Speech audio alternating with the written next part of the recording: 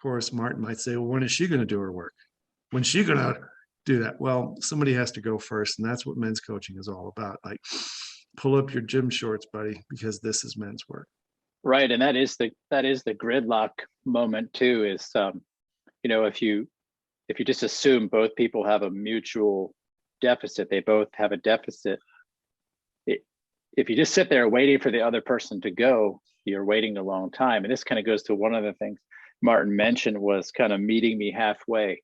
You know how I feel about halfway, but for those listening, I would say I think it's one of the worst marriage and relationship philosophies out there. I have personally yet, and I haven't talked to as many guys as you, but hundreds of them. I haven't met one yet who's made a 50% halfway marriage philosophy actually grow into, what some people would call stage 4 and 5 relationship, where there's a shared mission and a mutual deep acceptance and this deep agape love for one another. And I'm not sure how possible that would be from that 50%, because those are the guys that are in limbo and they're waiting for her to lead and she's waiting for him to lead. Mm-hmm. And I have met a lot of people in those relationships, and they are generally, and I'm curious about your perspective, those are usually the ones that are caught in multiple years of the zero intimacy in the relationship. There's a correlation, at least in my practice, of 50-50 is basically going to euphemistically describe eventually a sexless marriage. Mm-hmm. So I'm curious what kind of insights you have on that one. An unhealthy relationship is one where two people depend. Some people like to use the word codepend. Each way, each person gets something positive out of something negative. Out of her hurt, you get something. Out of your dysfunction, she gets something.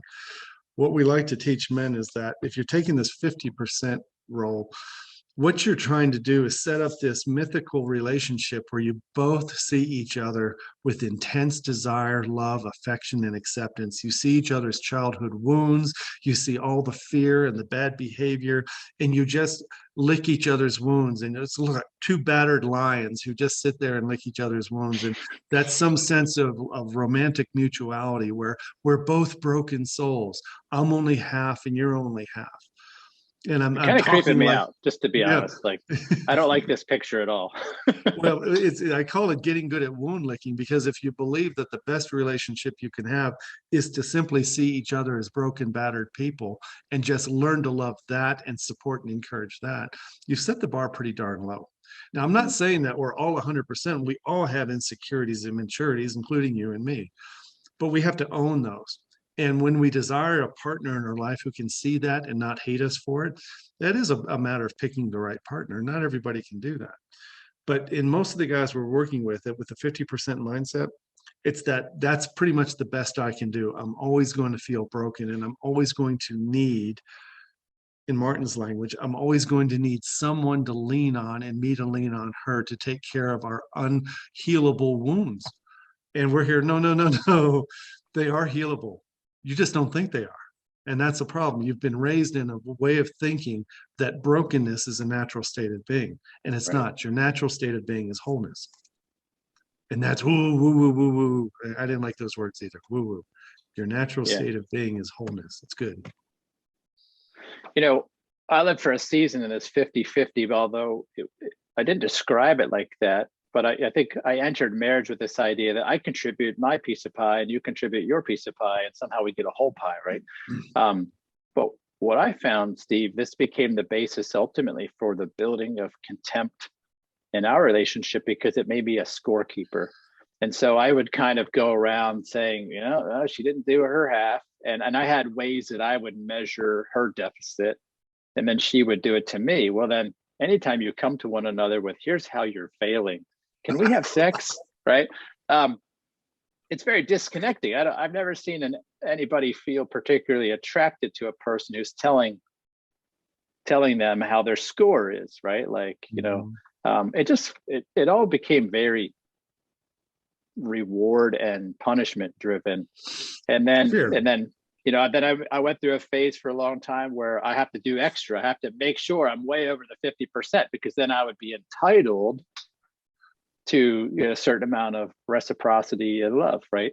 But this all actually became the basis of eroding my marriage pretty significantly for a season, Yeah. because that is transactional and it's not love at all. It's actually, it's a contract. It's not very much different than I would execute in, in my software practice in the past. Is like, hey, here's my deliverable. What's yours, right? But it's never And spoken or signed. It's a subliminal or covert contract, as Dr. it's Glover calls not. it. It's not.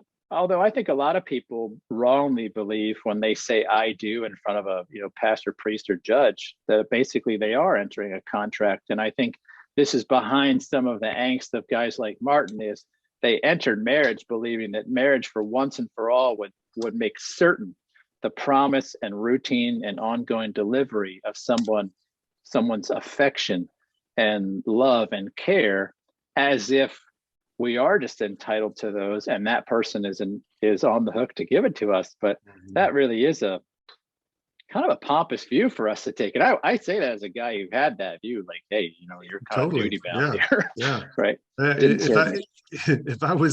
If I was brave enough to get married, then the ceremony was the end of it. It should be all gravy from there. Right. I have it's the fringe benefits of having all the sex you've ever wanted by deciding to commit to somebody.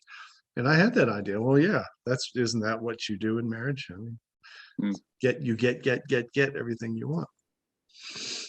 Yeah, I definitely had that view, and it didn't help getting married at the ripe old age of 20, because I was still, I wasn't even really a mature adult yet, and here I am adding marriage to the mix. And while I don't regret it, it was extremely challenging to try to sort through some of those realities. I remember I went to some older guys pretty early on in my marriage, like the first 6 months. And I'm like, I'm kind of dissatisfied. I kind of pulled a few guys aside and asked them, like, is this normal? And they're like, I don't know what you're talking about, kind of thing. And I remember feeling about, a millimeter tall for being this newlywed who was really already within months feeling this, disenchanted with marriage. But it was because I came into it with this idea that it's like, we exchange rings and then we each give each other everything we want, right?